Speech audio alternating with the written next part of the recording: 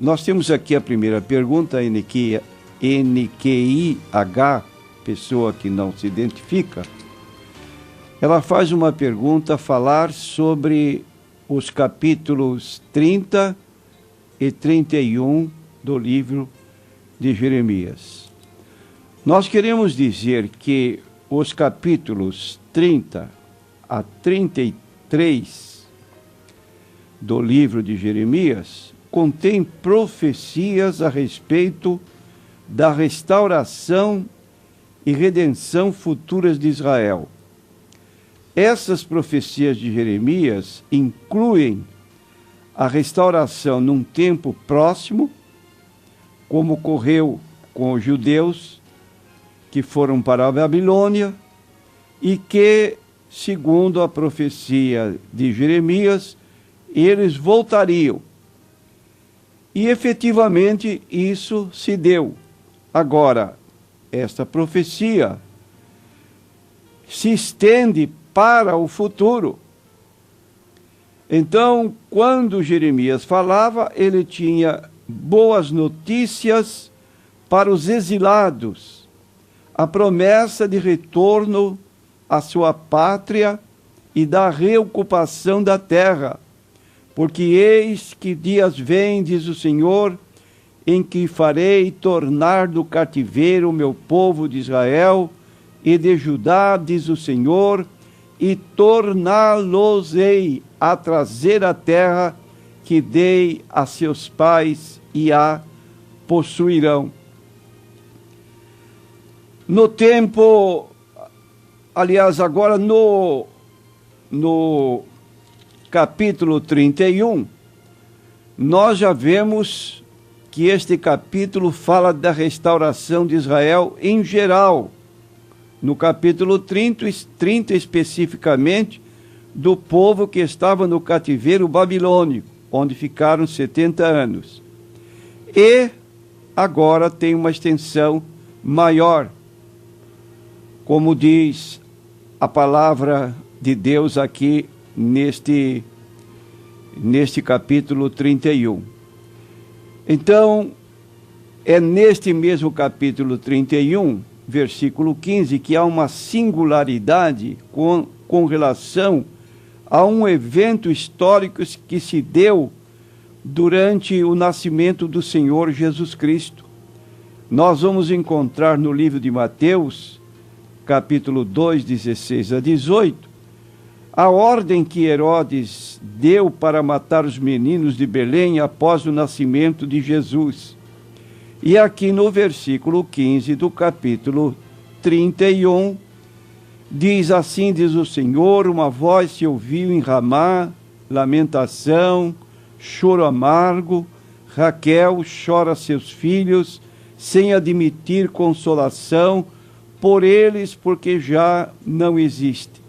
Então Ramá era uma vila a cerca de 8 quilômetros ao norte de Jerusalém e provavelmente o local de concentração dos prisioneiros antes da deportação para a Babilônia. E Raquel era uma das esposas de Jacó e mãe de José e Benjamim. Ela representa aqui Israel chorando pelos deportados para o exílio. Deus declara que ela não precisa chorar mais, porque o povo voltará. E o livro de Mateus, como dissemos, aplica esta passagem profeticamente à ocasião em que Herodes matou os meninos de Belém após o nascimento de Jesus.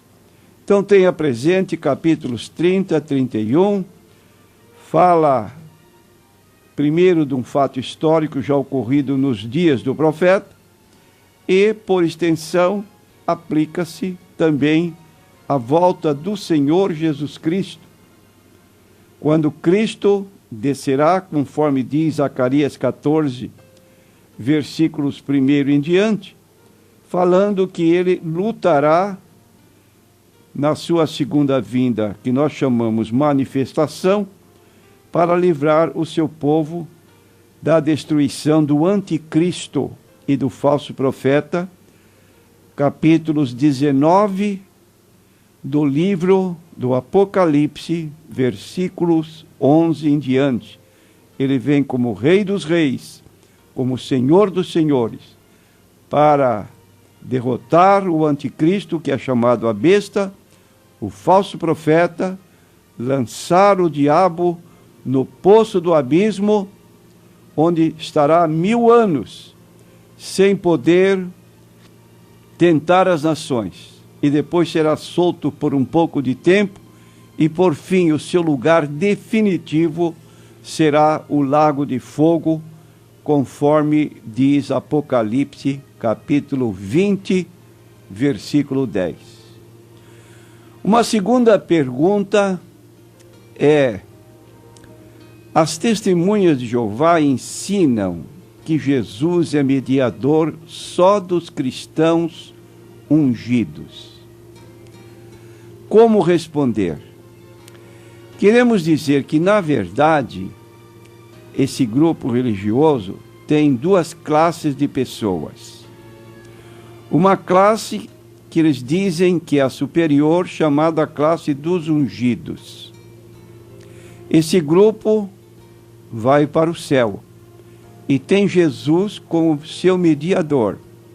Enquanto que outra classe, que embora seja maior em número, é uma classe secundária, que não tem Jesus como mediador, que não vai para o céu, que não precisa nascer de novo.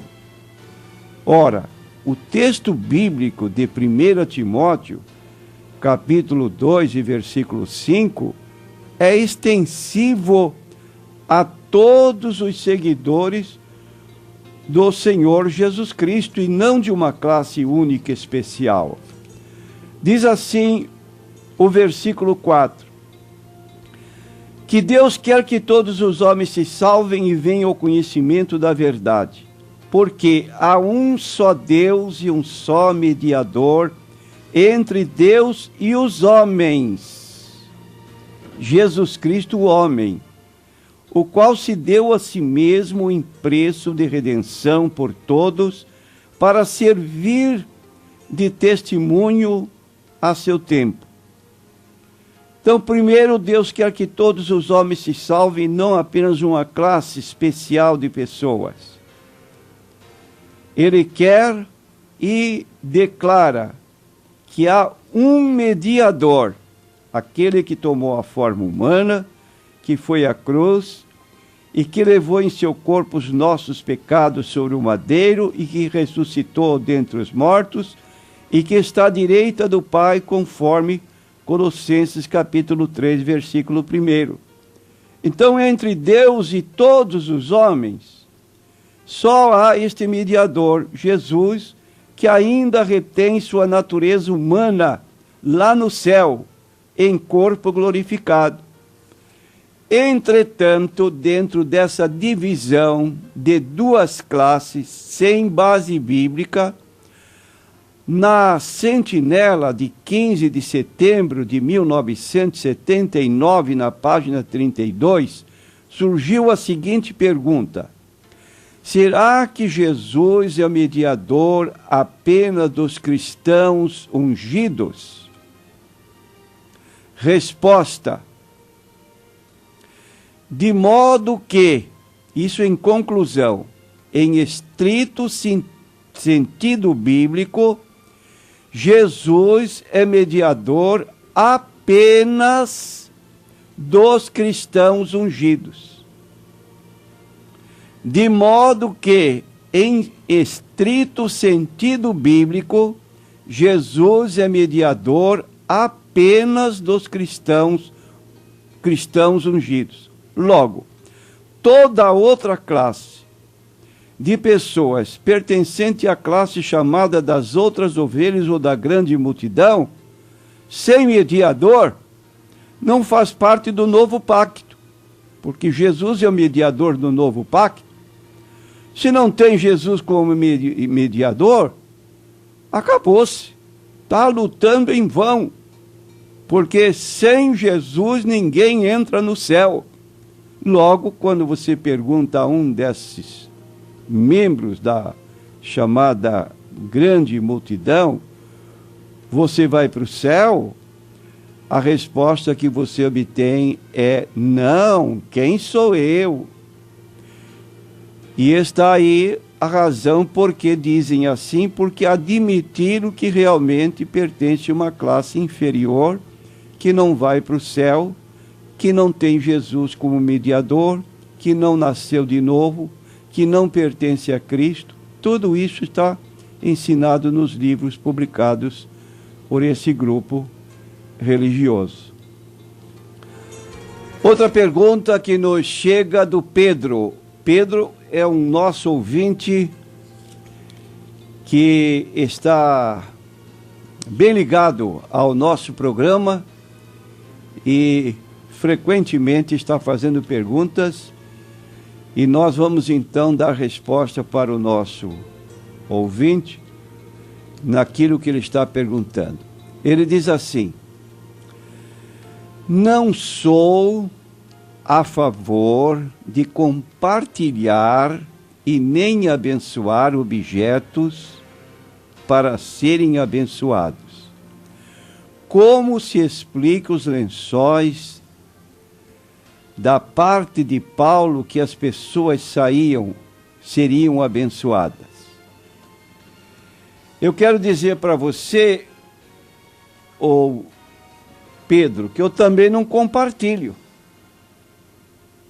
dessa posição de usar objetos para despertar a fé, a fim de que as pessoas sejam abençoadas. Antes de explicar o caso de Paulo, que está no capítulo 19 do livro de Atos, versículos 11 e 12, eu quero dizer a minha opinião sobre pessoas que usam objetos e que creem que estes objetos carregam um tipo de força que protege contra inimigos, contra mágicas ou poderes satânicos. Esse objeto a que se dá esse valor chama-se amuleto. Amuleto é um objeto carregado, segundo creem pessoas que acreditam em superstição, de uma força que protege contra perigos mágicos ou satânicos.